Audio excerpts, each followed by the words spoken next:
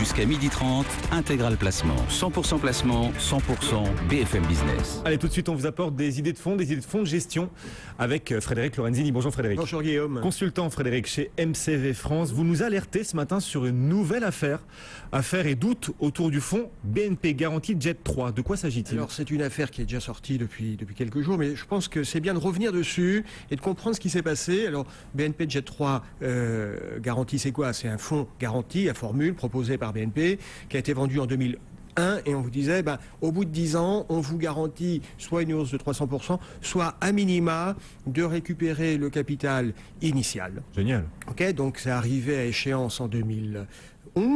Et puis, ce qui se passe, c'est que certains investisseurs n'ont pas retrouvé le capital initial et c'est là que ça coince et c'est là que certains vont en justice pour demander des explications. Alors justement, que dit précisément la formule du fonds? Alors, comme souvent, la formule, elle est alambiquée. Elle vous dit, vous allez gagner 300%, c'est sous réserve qu'un panier de 12 actions progresse bien et s'il y a une perte, sous réserve que la perte ne soit pas supérieure à 40%. Et puis si la perte est supérieure à 40%, eh bien dans ce cas-là, il n'y a pas de gain, mais on vous rend à minima votre capital initial, moins les frais de souscription. Ça c'est classique, les frais de souscription c'est toujours le cas, on enlève toujours 1, 2, 3%.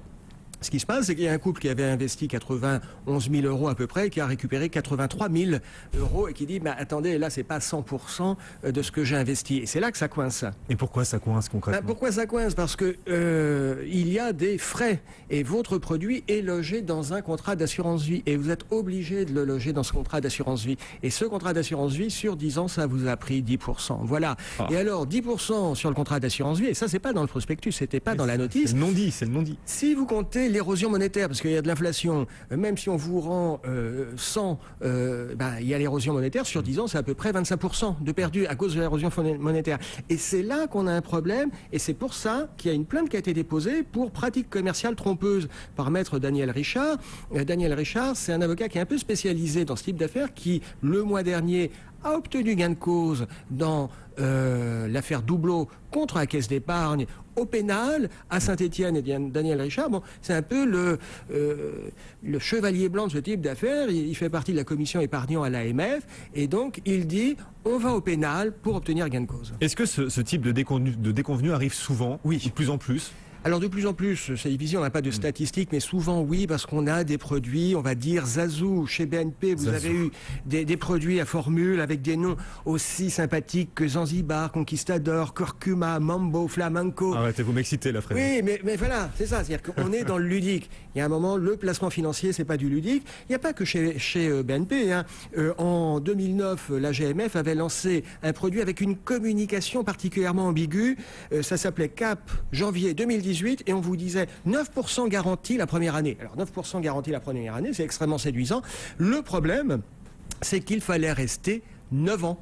Et que si vous restez 9 ans, on ne vous garantit pas que les 8 années suivantes rapportent autant. Donc on est sur des communications, c'est très détestable parce qu'il y a une communication ambiguë et on se fait avoir. Comment éviter ce genre de piège? 2 choses, prendre le temps de lire le prospectus. On l'a déjà dit, on le redit. Prenez le temps de lire le prospectus, oui, mais y compris les petites notes en bas de page. Et quand vous ne comprenez pas, comprenez pas, passez votre chemin. C'est ça. Il faut lire ce qui est écrit et ce qui n'est pas écrit.